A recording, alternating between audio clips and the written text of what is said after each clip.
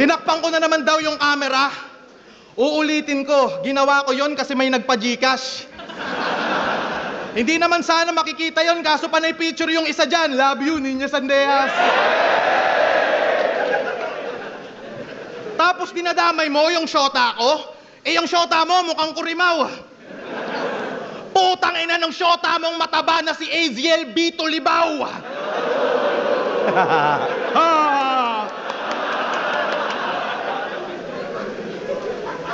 Pinanood ko mga laban mo. Nakakabwisit. Dragging ban, mamumuna ng estilo.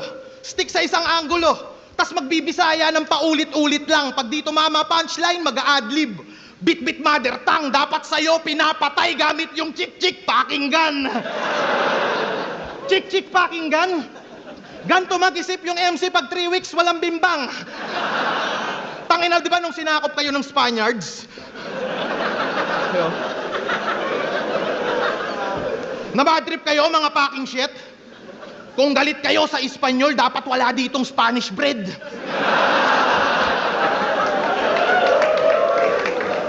Tas pinagmamalaki mo si Lapu-Lapu.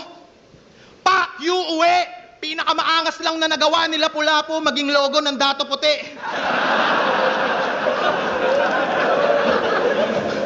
Wala na daw makikita si Natan kasi wala nang natanaw. Buang ka? Wordplay mongoloid ka din, dinadaan mo lang sa biro. At yun yung mali mo. Pak shit, magpaka-outlaw ka man o bandit, sa akin tumban, dito. Buang ka, ha? Kala mo yung ganyan papalag sa angkin kong talino? Uy, napure, angkin kong talino.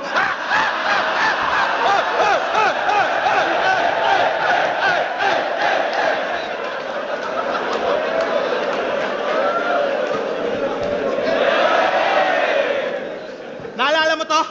Panis yung 1-2 sa jiu-jitsu at karate. Ayoko nun, ang gusto ko, mag-combo ng marami.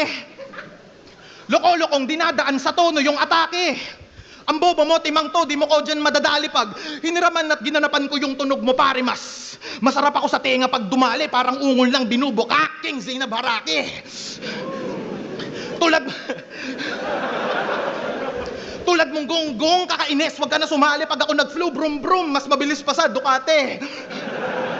Flow ko malatyo namin, sasabay ka di pwede para yung kinumpara yung Mitsubishi sa Bugatti. Tangina ikaw dito yung iiwan ko na laughing stock sa akin pag babalik pa nga nagpalapit sa mga tulad mong yung branding wak. Utak mong kung laging nag-feeling malapit, masakit, totoong kung usapang punches. Fuck, iiwan kitang naka-planking brad. Huwag kang pabibo, iho, hindi ito battle kundi ito'y demo. Pag si Tyson may bagong punching bag. Nagre-recall, nagtitikol, kiliksilor, nagdimsirol.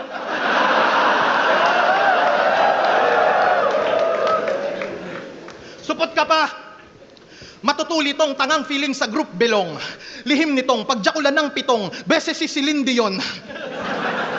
Pagtaglibog, may sisilipin tong bisong.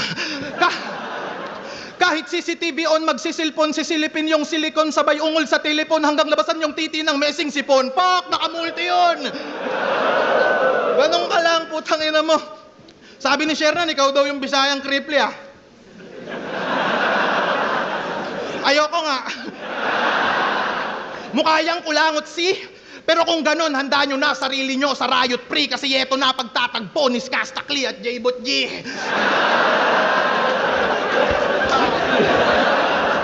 If you'll ask me, bilog mukha ka talagang emoji. Tangina nung ako yung baguhan, tumatak agad kway-ni chow, ganun to kalupit mag-isip. Nakilala ng konti kasi yung mga tao hindi ko tinitipid. Ngayong ikaw yung bago. Ano yung bago? Nung panahon namin di magkaka-hype, yung skillset mong pilit, may hype ka lang dahil sa putang inang underdog effect. Real shit, motherfucker. Dati, walang ganyan.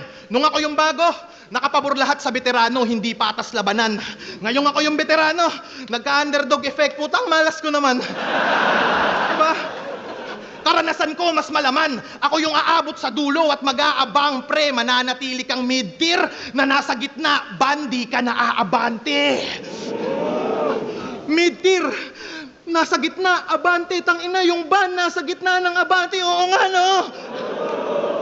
Karera mo di naaabante, nakasabay mo walang ya. Hit and run to malala kapag ako yung bumanggat. Ang ina mo, sasagasaan kita ng sinasadya. Ngayon, sinong pikon, sinong banas? Kita naman sa itsura ng mukha mo. Hindi tayo magkaantas. Ako sa'yo'y mas malakas at tandaan niyong ako ang batas. Pinadala ng baras.